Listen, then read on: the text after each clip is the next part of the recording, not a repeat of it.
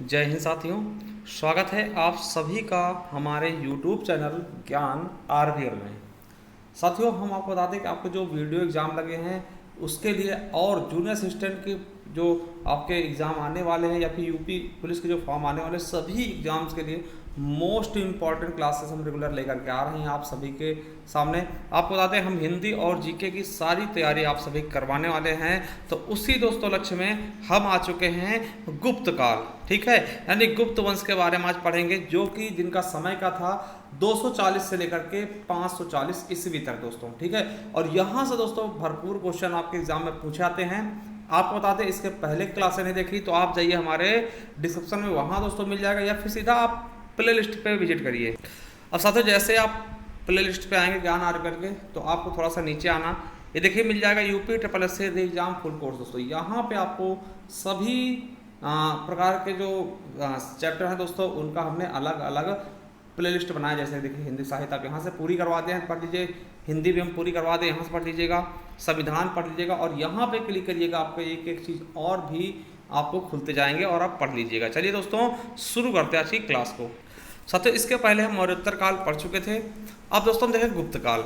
अब बात आती है गुप्त काल की ना, तो इसका समय कितना है, तो 240 से लेकर के 540 ईस्वी तक, ठीक है। अब देखिए सबसे इंपॉर्टेंट क्वेश्चन यूपीएसआई में पूछा क्या गया था कि किसे भारतीय इतिहास का शास्त्रीय युग कहते हैं। तो दोस्तों ये शास्त्रीय युग या स्वर्ण युग कहते हैं, तो दोस्तों किसे कहते हैं, गुप्त वंश को। ये क्वेश्चन आपके यूपीएसआई में पूछा गया, तो याद रखिएगा इसे हम भारतीय इतिहास का स्वर्ण युग कहते हैं, ठीक है। चलिए अब बात करते हैं दोस्तों गुप्त वंश के संस्थापक कौन है। तो मैं आपको बता दूं एक पहले राजा होते हैं श्रीगुप्त। क्या नाम होता है इनका, श्रीगुप्त, जिनका शासनकाल दोस्तों कितने तक होता है, तो 240 से लेकर के 280 ईस्वी तक।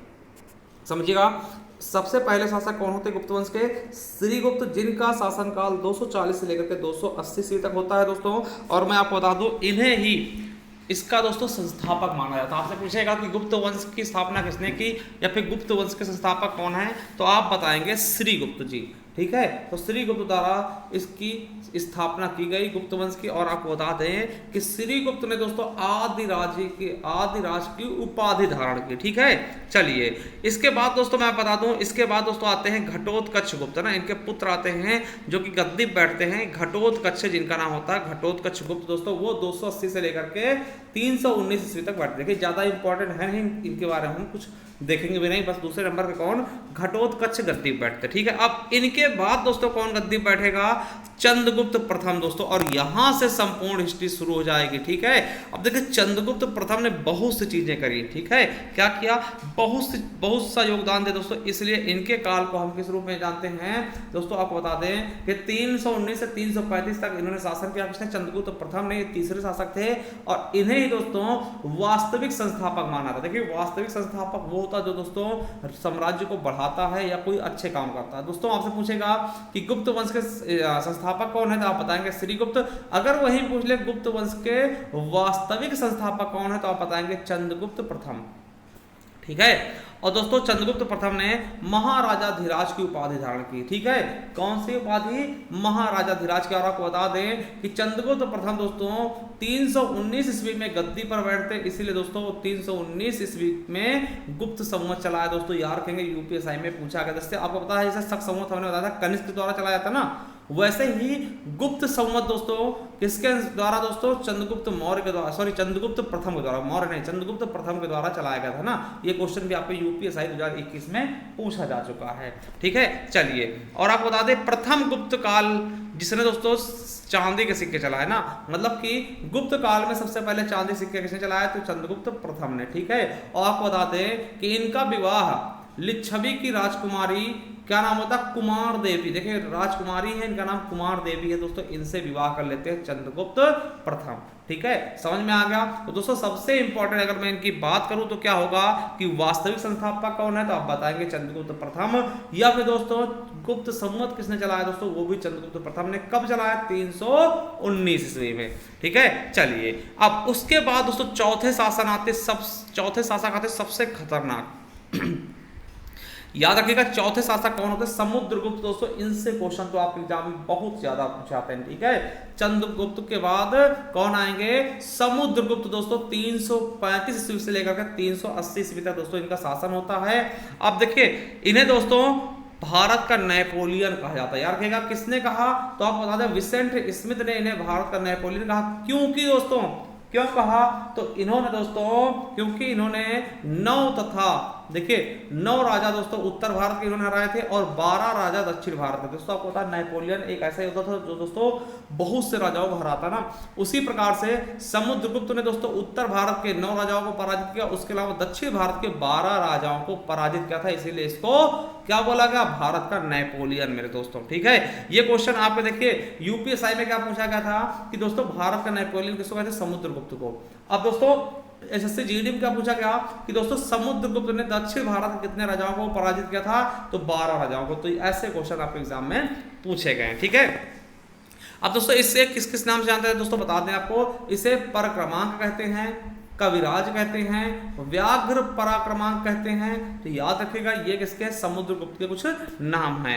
और दोस्तों ये चीज याद रखिएगा इसने 6 प्रकार की मुद्रा चलाई थी दोस्तों, उस समय मुद्रा चलाई थी। और सबसे इंपॉर्टेंट क्या है? वीणा वादन। आपसे पूछेगा किस शासक ने अब वीणा बजाते हुए अब मतलब मुद्रा चलाया था, छपवाया था दोस्तों? तो कौन? समुद्रगुप्त ने, ठीक है। गरुड़ के मुद्रा छपवाए थे, अश्वमेघ के मुद्रा भी छपवाए थे, धनुर्धारी के मुद्रा छपवाए और परशु और व्याघ्र के दोस्तों 6 प्रकार की मुद्राएं इसने चलाई थी, ठीक है। और सबसे इंपॉर्टेंट दोस्तों आपके एग्जाम में क्वेश्चन पूछा गया कि किसका दरबारी दोस्तों हर्षेन था? तो हर्षेन किसका दरबारी पूछा जाएगा? तो समुद्रगुप्त का ही दरबारी हर्षेन था दोस्तों। ये आपके पेट के पेपर में पूछा गया था 2022 वाले अभी लेटेस्ट। और हर्षेन द्वारा ही दोस्तों प्रयाग प्रशस्ति अभिलेख भी लिखवाया। क्वेश्चन पूछा गया था एसएससी जीडी 2022 में कि प्रयाग प्रशस्ति अभिलेख किसने लिखवाया? तो हर्षेन ने। हर्षेन किसका दरबारी है? ये पूछा गया था आपके पेट में। तो किसका दरबारी है? समुद्रगुप्त का। और आपको बता दें दोस्तों ये ऐसा राजा था जिसके पास दोस्तों अपनी नौसेना भी थी। नौसेना दोस्तों ना इसने एक संगठित नौसेना भी तैयार कर रखी थी, ठीक है। तो हर्षेन किसका दरबारी दोस्तों? समुद्रगुप्त का। और प्रयाग प्रशस्ति अभिलेख किसने लिखा था दोस्तों? समुद्रगुप्त द्वारा लिखाया गया था, ठीक है। समुद्रगुप्त के दोस्तों दरबारी हर्षेन ने लिखा था, ठीक है। चलिए ये क्वेश्चन आपके एग्जाम में आ चुके हैं। अब दोस्तों एक चीज याद रखेंगे कि एक है एरण अभिलेख दोस्तों, कहाँ है? सागर में। सागर कहाँ पड़ता है? मध्य प्रदेश दोस्तों। इसमें बताया गया है कि भानुगुप्त द्वारा जारी किया गया था। और इसी अभिलेख में दोस्तों सती प्रथा का सबसे पहले उल्लेख किया गया दोस्तों। यूपीएसआई में पूछा गया आपसे मोस्ट इंपॉर्टेंट अभिलेख है, याद रखेगा एरण अभिलेख। आपसे पूछेगा कि सती प्रथा का सबसे पहले उल्लेख कहाँ मिलता है दोस्तों? किस अभिलेख में मिलता है? आप बताइएगा एरण अभिलेख। किसने इसको लिखवा था? तो भानुगुप्त द्वारा जारी किया गया। कहाँ है? तो सागर एमपी में, ठीक है। सती प्रथा दोस्तों आपको पता है जब किसी का पति मर जाता दोस्तों उस पर महिलाओं को जबरदस्ती चिता पे लिटा दिया जाता था, वो सती प्रथा था, ठीक है। तो इसके बारे में सबसे पहले उल्लेख कहाँ मिलता है दोस्तों? तो एरण अभिलेख से मिलता है, ठीक है। चलिए अब दोस्तों 5वें शासक आते हैं चंद्रगुप्त द्वितीय। कौन? चंद्रगुप्त द्वितीय दोस्तों। ये भी बहुत ज्यादा फेमस होते हैं दोस्तों, आपके एग्जाम में दोस्तों पूछा जा सकता है ना। 380 ईस्वी से लेकर 412 ईस्वी तक इन्होंने शासन किया। आपको बताते हैं इन्हें विक्रमादित्य कहते थे ना। चंद्रगुप्त विक्रमादित्य भी कह सकते हैं इनको, और चंद्रगुप्त द्वितीय भी कहते हैं क्योंकि इन्होंने विक्रमादित्य की उपाधि धारण की ना। विक्रमांक और विक्रमादित्य की इन्होंने 2 उपाधि धारण की थी ना। ये आपके रेलवे में पूछा गया था, ठीक है। चलिए इनकी 2 राजधानियां थी दोस्तों, 2 राजधानियां पाटलिपुत्र और उज्जैन। याद रखेगा इनकी 2 राजधानियां पाटलिपुत्र और उज्जैन, ठीक है।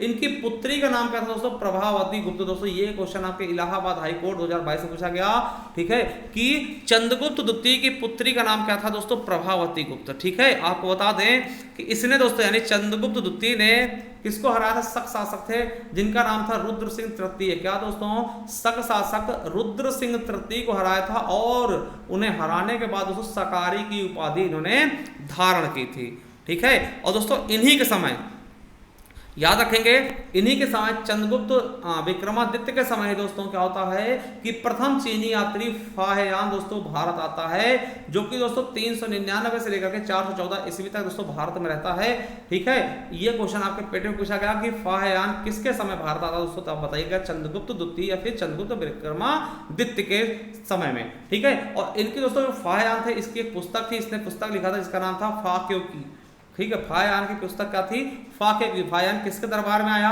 तो आप बताइएगा चंद्रगुप्त द्वितीय के दरबार में। ठीक है, ये क्वेश्चन आपके एग्जाम में पूछा गया, पेट में पूछा गया। ठीक है, चलिए अब दोस्तों यूपी SSC पेट 2022 से पूछा गया कि किसके दरबार में दोस्तों नवरत्न रहते थे। दोस्तों आपको पता होना चाहिए कि चंद्रगुप्त द्वितीय के, ना, अकबर के यहाँ भी रहते थे और चंद्रगुप्त द्वितीय के यहाँ भी रहते थे। ये क्वेश्चन आपसे पूछा सकता है कि किसके दरबार में नवरत्न रहते थे दोस्तों, चंद्रगुप्त द्वितीय और अकबर दोनों। ठीक है, तो चंद्रगुप्त द्वितीय के नवरत्न देखते हैं कौन कौन से नवरत्न थे। पहले दोस्तों नवरत्न का दोस्तों 9 लोगों को समूह था जी। ठीक है, चलिए पहले है कालिदास। नवरत्न में से पहले नवरत्न कौन है, कालिदास, जिन्हें भारत का शेक्सपियर कहते हैं दोस्तों। ये यूपीएससी 2021 में पूछा गया है। इनकी महाकाव्य दोस्तों, इन्होंने क्या क्या लिखी, तो महाकाव्य तो लिखी रघुवंशम और कुमार संभव दोस्तों, ये यूपीएससी में पूछा गया। तो रघुवंशम और कुमार संभव दोस्तों ये इनके महाकाव्य थे। 2 खंड काव्य लिखा, मेघदूत और ऋतु संहार दोस्तों। उसके अलावा नाटक लिखे इन्होंने, जिनका नाम था अभिज्ञान शकुंतलम, विक्रमो वर्षियम और मालविकाग्नि मित्रम दोस्तों। ठीक है, तो ये होगा दोस्तों। ठीक है, ये हो गए कालिदास। अब देखिए दूसरे दोस्तों कौन थे, तो दूसरे थे दोस्तों धर्मंतरी दोस्तों। इनका ये चिकित्सक थे, धर्मंतरी थे, चिकित्सक थे। ये भी आपके यूपीएससी में पूछा गया कि धर्मंतरी क्या है दोस्तों, एक चिकित्सक थे। अगले थे दोस्तों, तीसरे थे बराह मिहिर दोस्तों। इन्होंने दोस्तों क्या लिखा, बृहत संहिता, पंच सिद्धांतिका और व्रजातन। ठीक है, ये इनकी रचनाएं हैं। चौथे थे अमर सिंह दोस्तों, इन्होंने अमर कोश रचना लिखी। एक थे, पांचवें थे दोस्तों छपड़ा, जो कि ज्योतिष थे। और थे घटकर्पक दोस्तों, ये मुख्य सलाहकार थे। क्या थे दोस्तों, ये नवरत्न में से मुख्य सलाहकार थे। और दोस्तों शंकु थे एक लोग। ठीक है, जिनके 7वें कौन, शंकु हो गए दोस्तों, वास्तुकार थे। और 8वें दोस्तों बेताल भट्ट थे, जो कि जादूगर थे, जिन्होंने सिंहासन बत्तीसी नामक रचना लिखी थी। ठीक है, बेताल भट्ट आपने इनकी दोस्तों कहानी सुनी होगी, जादूगर वाली। ठीक है, और 9वें दोस्तों वररुचि, जो कि व्याकरण शास्त्र के जानकार थे, संस्कृत व्याकरण के जानकार थे। ठीक है, चलिए ये आपके नवरत्न हो गए दोस्तों। एक बार देख लीजिएगा कौन कौन है। तो मैं आपको बता दूं, महाकवि कालिदास हो गए, फिर दोस्तों धन्वंतरी हो गए, बराहमीर हो गए, अमर सिंह हो गए, छपड़क हो गए, घटकर्पक हो गए, शंकु हो गए, बेताल भट्ट हो गए और वररुचि हो गए। ठीक है, और दोस्तों मैं आपको बता दूं कि आर्यभट्ट के समकालीन थे दोस्तों। ये जो थे ना आर्यभट्ट के समकालीन भी थे। आर्यभट्ट की पुस्तक दोस्तों सूर्य सिद्धांत थी दोस्तों, जिसमें शून्य, पाई और रूट का आविष्कार माना गया दोस्तों। यही पे चीज मैं आपको बता दूं, कुछ चीजें आपको याद रखना है। ठीक है, कि दोस्तों नवरत्न दोस्तों किसके किसके यहाँ थे। नवरत्न दोस्तों अकबर के यहाँ पे थे, ये मैं आपको बता दूं, और चंद्रगुप्त द्वितीय के यहाँ पे थे ना। देखिए अष्टदिग्गज, देखिए अष्टदिग्गज दोस्तों कृष्णदेवराय के यहाँ थे। अष्टदिग्गज, अष्टदिग्गज याद रखिएगा, अष्टदिग्गज दोस्तों कृष्णदेवराय कहाँ थे। और अष्टप्रधान कहाँ थे दोस्तों, ये क्वेश्चन कई बार पूछे गए हैं। तो अष्टप्रधान कहाँ थे, तो अष्टप्रधान दोस्तों शिवाजी के यहाँ थे ना। तो शिवाजी के यहाँ अष्टप्रधान।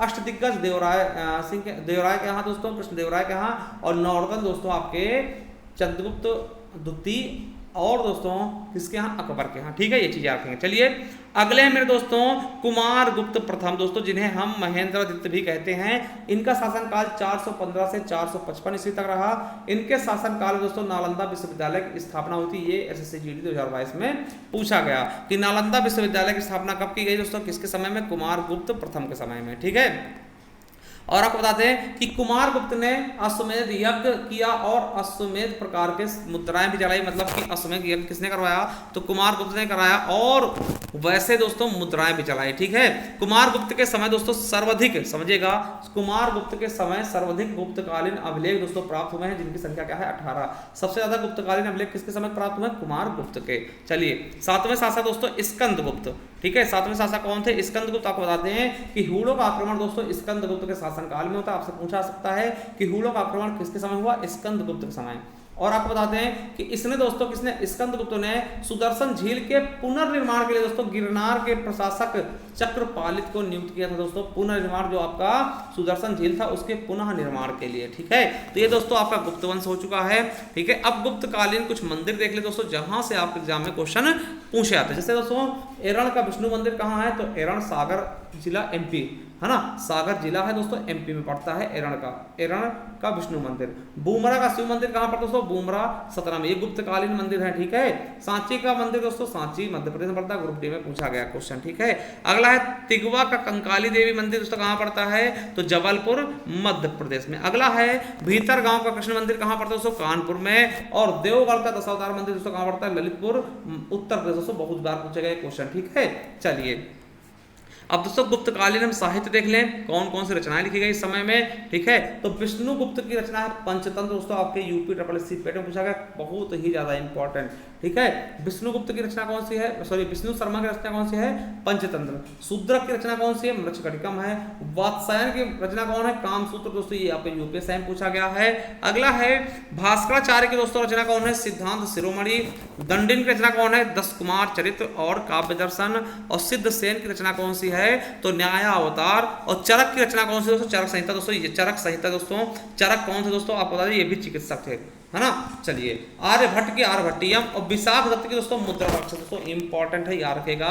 विशाख दत्त की रचना कौन है, मुद्रा राक्षस। बराह मिहिर की दोस्तों बृहद संहिता और पंच सिद्धांतिका। आपको बता दें कि गुप्तकालीन अजंता की गुफाएं दोस्तों कहाँ है, औरंगाबाद महाराष्ट्र में, जिसे 1983 में विश्व धरोहर की सूची में शामिल किया गया। ये आपके यूपीएससी 2021 में पूछा गया क्वेश्चन है। चलिए दोस्तों फिर से बता दूं, आप जाइए हमारे चैनल के प्लेलिस्ट में, वहां आपको दिख जाएगा यूपी SSC वीडियो एग्जाम दोस्तों संपूर्ण कोर्स। दोस्तों यहाँ पे आप हर एक क्रम में लगी हुई वीडियो को आप अच्छे से पढ़ लीजिए, रिवीजन कर लीजिए और इनके नोट्स बना लीजिए। और दोस्तों इन सबकी PDF आपको कहाँ मिलेगी, तो हमारे टेलीग्राम चैनल जिसका नाम है ज्ञान RVL ऑफिशियल को ज्वाइन कर लीजिएगा, यहाँ आपको PDF इसकी दे दी जाएगा। थैंक यू, धन्यवाद।